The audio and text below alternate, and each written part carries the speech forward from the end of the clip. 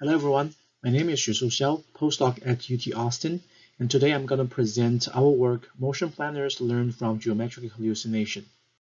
Motion planning is a classical robotics problem and has been addressed by the robotics community for decades. But recently, many learning-based planners have been proposed using either imitation learning or reinforcement learning. In imitation learning, the planner is learned from labels provided by classical motion planners or from human demonstrations. In reinforcement learning, learning is happening through trial and error. However, both of these approaches require either very high-quality demonstration data or require a vast amount of trial and error data.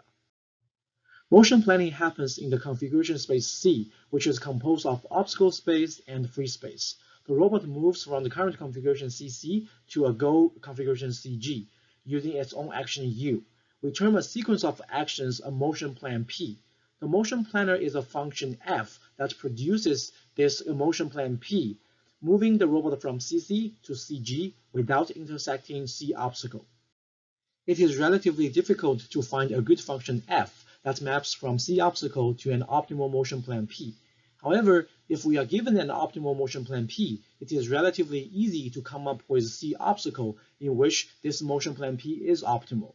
So in this work, we investigate the dual problem of motion planning we call hallucination, which is to find the inverse function of f that maps from optimal motion plan P to C obstacle. However, this inverse function does not always exist because many different C obstacles can map to the same optimal motion plan P.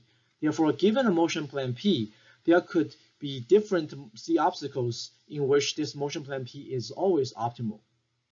The first approach to address this problem is to hallucinate only the most constrained C obstacle. We call it C obstacle star. Although there may exist many C obstacles where P is optimal, there only exists one C obstacle star in which P is the only feasible and therefore optimal motion plan. So we use this function G to come up with a lot of C obstacle star for many different optimal motion plan Ps. And then we train a function approximator to map back from C obstacle star to motion plan P. For deployment, we want to compute P based on C obstacle star. To construct C obstacle star during runtime, we seek help from a coarse global path from a very fast global planner such as A-star or Dijkstra's, and then we query QC-1 to compute P. However, GC-1 has only seen the most constrained C obstacle during training and therefore is very conservative. So we need some extra components to adapt P to face the real obstacle space the robot has actually seen. The second approach to address the non-existing F-1 problem is to hallucinate a minimum unreachable set. As shown in the point match example, the robot wants to move from CC via an intermediate point CM to CG. All the black lines in the figures represent a minimum unreachable set. That is, the smallest set of obstacles required to make motion plan P optimal. Dropping any of the obstacles in the black lines will make motion plan P no longer optimal. Therefore, we use one particular C obstacle min bar, as shown in figure D, to represent all C obstacle min.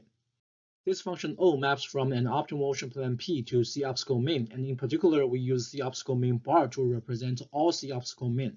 We also adapt the point match example to a realistic robot with a certain footprint and is also non-holonomic.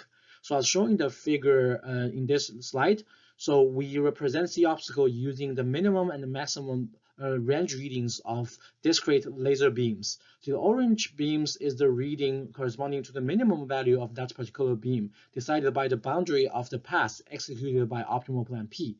And the yellow beam is the maximum value.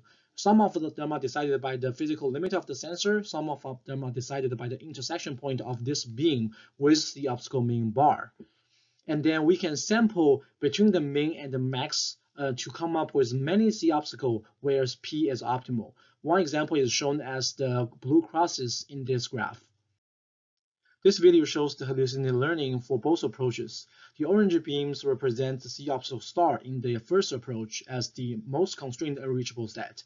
And we sample between orange and yellow to come up with many C obstacles in addition to the C obstacle min in the second approach.